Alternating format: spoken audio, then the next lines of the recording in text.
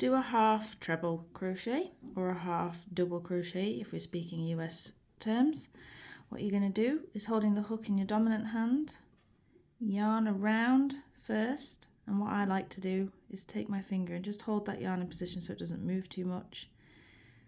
Over the work from front to back, go through the stitch you're working through like so.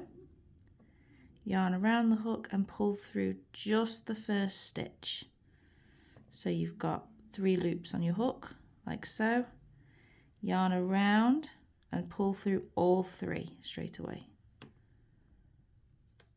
And that is your half treble, which is a little bit taller than a double crochet, but not quite as tall as a treble crochet.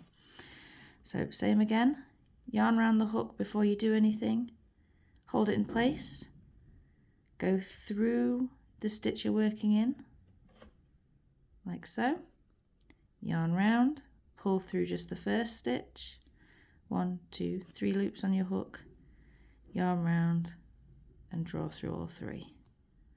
And once more, around, hold, in, around, pull up through just 1, 3 loops on your hook, yarn round and pull through all 3. And there you have a half treble crochet stitch.